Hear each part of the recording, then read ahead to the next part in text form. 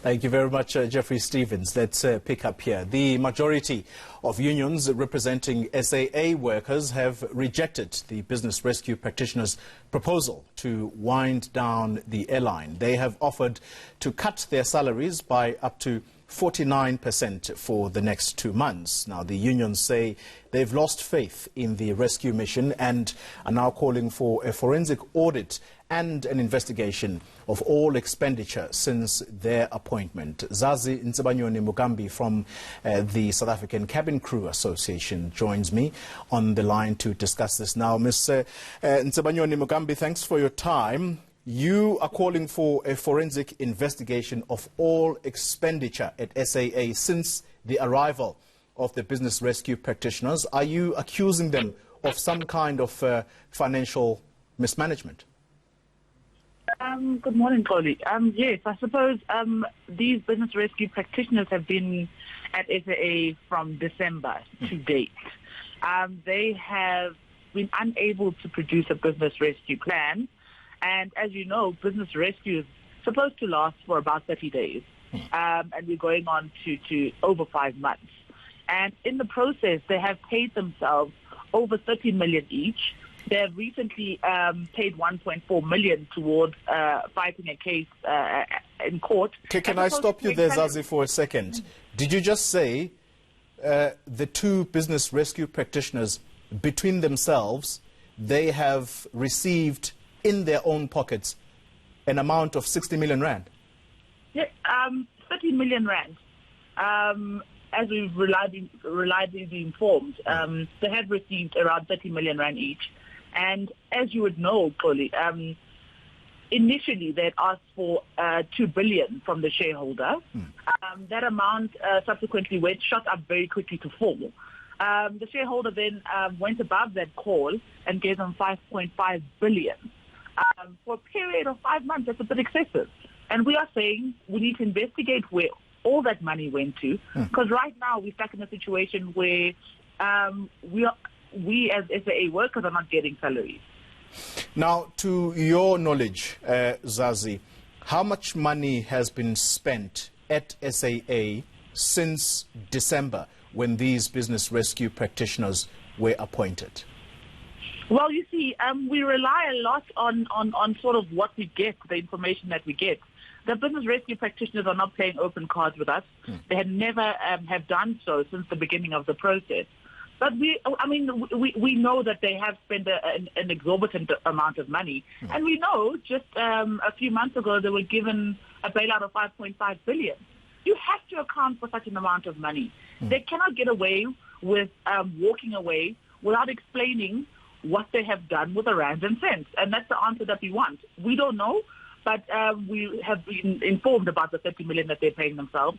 We know that they're paying exorbitant legal fees, and they continue to do so in appealing a case which was good in its merits. I mean, at the end of the day, if you do not have a business rescue plan, the Companies Act is clear that you cannot then have a retrenchment. Yeah.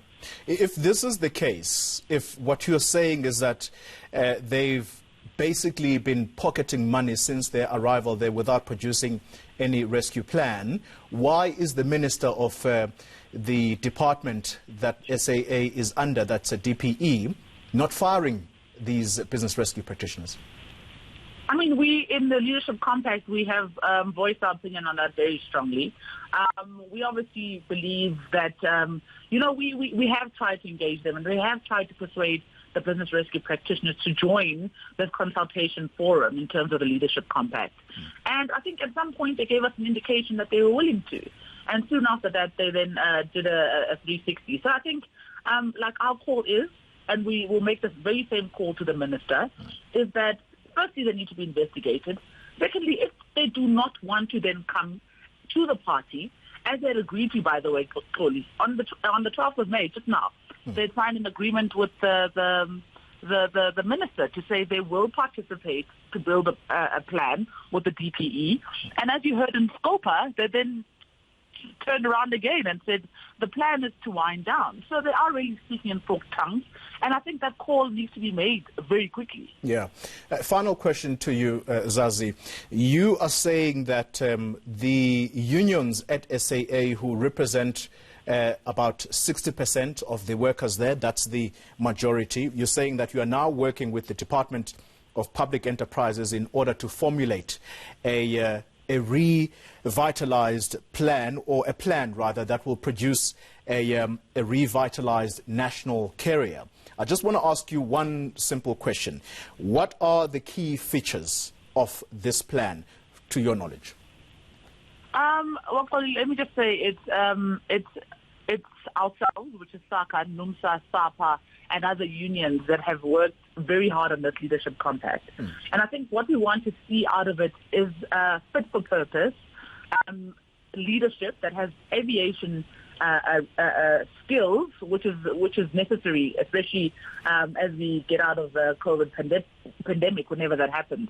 And we obviously want to see people start to look at the leasing costs, the maintenance costs, the fuel costs, and also capitalize on where we are with cargo.